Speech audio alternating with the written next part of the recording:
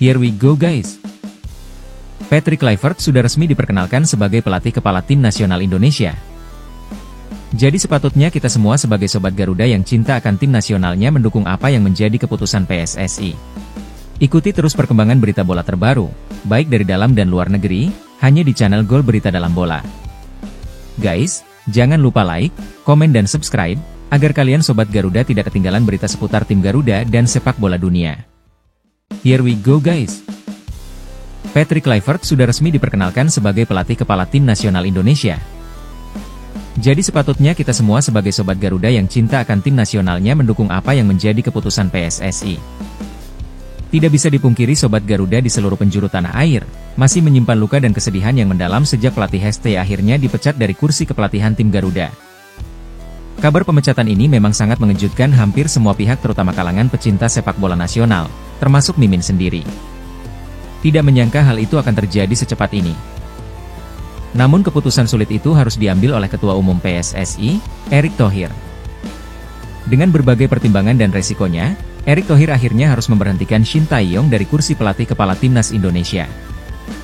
Tentunya keputusan ini diambil demi kepentingan yang lebih besar, yaitu tim nasional Indonesia itu sendiri, yang tujuan utamanya adalah lolos ke Piala Dunia 2026. Seperti yang sudah diungkapkan Erick Thohir dalam konferensi pers pada hari Senin 6 Januari 2025.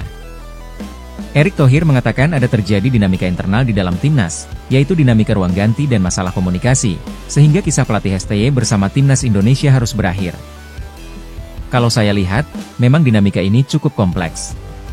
Kalau saja waktu itu kita mengambil keputusan yang tergesa-gesa, mungkin kurang baik juga, ucap Erick Thohir menceritakan pemberhentian STY dari kursi pelatih timnas Indonesia. Sebenarnya pertimbangan pemberhentian ini sudah muncul sebelum laga tim Garuda versus Cina di bulan Oktober tahun 2024 kemarin. Tapi ini sudah dirasakan sejak pertandingan, bahkan mungkin sebelum Indonesia lawan Cina, tetapi waktunya terlalu mepet, ujar Erick Thohir. Seperti kita ketahui banyak keanehan yang terjadi pada saat laga tim Garuda melawan Cina. Seperti susunan starting line up yang tidak biasa atau berbeda dari 3 pertandingan sebelumnya. Memasukkan nama-nama pemain yang belum pernah menjadi pemain utama atau sebagai starter selama laga kualifikasi round 3 Piala Dunia 2026 zona Asia tersebut. Memindahkan ban kapten dari Bang Jai ke Asnawi Mangkualam. Tom Haye yang di bangku cadangkan, dan baru masuk pada babak kedua. Serta tidak adanya nama Eliano Rejders di daftar susunan pemain, bahkan di bangku cadangan pun tidak ada. Hal ini benar-benar menimbulkan tanda tanya besar ada apa gerangan dengan pelatih STY. Terlebih hasil pertandingan waktu itu yang sangat mengecewakan, di mana kita harus menelan kekalahan pertama dari tim yang menempati juru kunci grup C. Ternyata inilah dinamika yang dimaksud Erick Thohir, bahwa telah terjadi friksi antara pelatih STY dan pemain tim Garuda, khususnya pemain diaspora. Mungkin di sini kebiasaan pemain Eropa ingin berdiskusi atau bertanya tentang taktik, game plan atau strategi yang ingin dimainkan. Tetapi mungkin pelatih STY merasa tersinggung atau tidak senang, karena dia merasa adalah big boss di dalam tim, dan merasa diintervensi oleh pemain.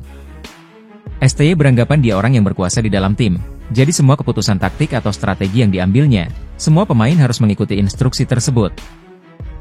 Jika ada yang membangkang maka akan terkena sanksi atau hukuman darinya. Belum lagi masalah komunikasi antara STY dan pemain diaspora yang tidak menyambung, di mana STY hanya bisa bahasa Korea dan tidak fasih berbahasa Inggris sama sekali. Bahasa Indonesia pun dia tidak bisa. Dari dinamika internal inilah, kita sebagai sobat Garuda hanya bisa melihat keanehan atau kejanggalan yang terjadi, dari komposisi starting line up jelang laga melawan Cina, dan hasil akhirnya pun sangat mengecewakan pada saat itu, yang merupakan blunder fatal dari STY. Puncaknya kekalahan ketika melawan Jepang.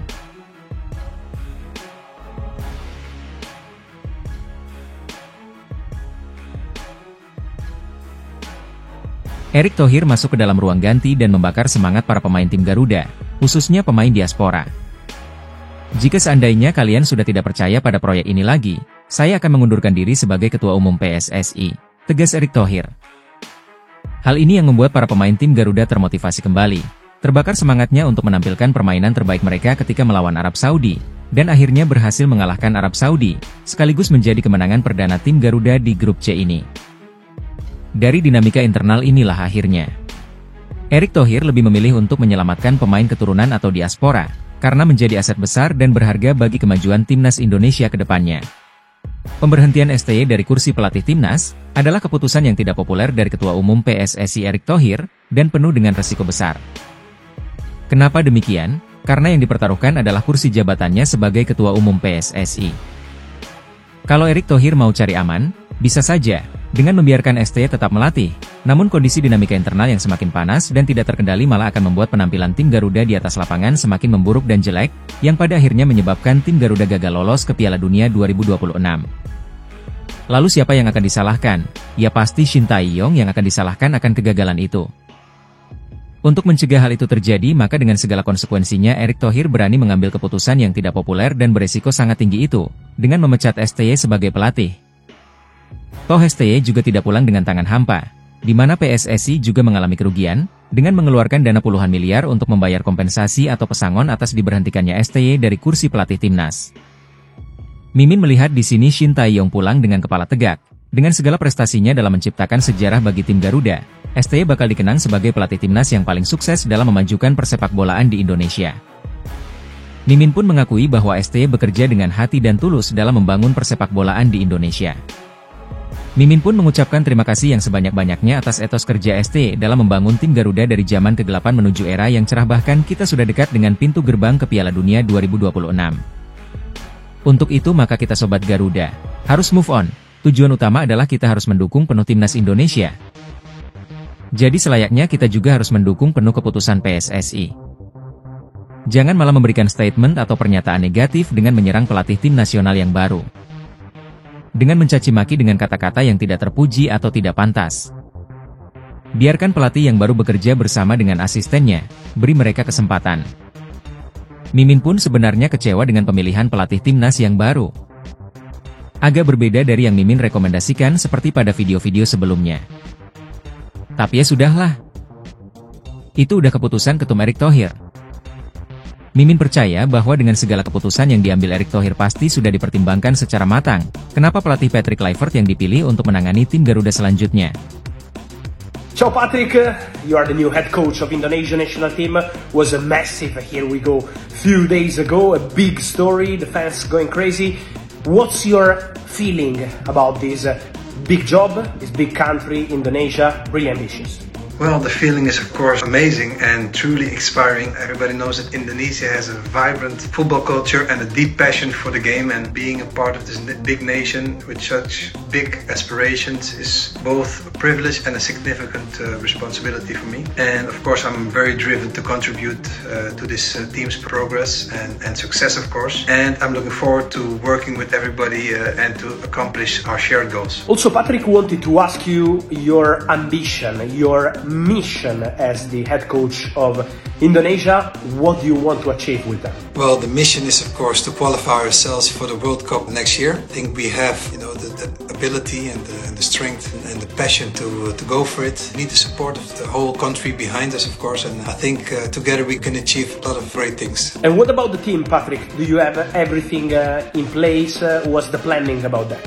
Well, as everyone knows, football is a team sport and all pieces need to fit perfectly. Right now we're in the process of putting everything together, but it's important to remember that the team is not just about coaches, players or people around the team. We're talking about all supporters. They are a vital part of our journey. It has to be one mission, one team, and it's an honor to be part of it, of course. So let's go. Mimin percaya dan mendukung 1.000.000% dengan langkah yang sudah diambil Erick Thohir. Maka sedari itu kita sebagai pencinta tim Garuda atau Sobat Garuda, juga harus ikut mendukung keputusan yang dibuat PSSI. Kita harus bersatu dan memberi support kepada tim kepelatihan yang baru, agar supaya mimpi ke Piala Dunia 2026 benar-benar menjadi kenyataan. Mari kita doakan bersama-sama guys. Amin.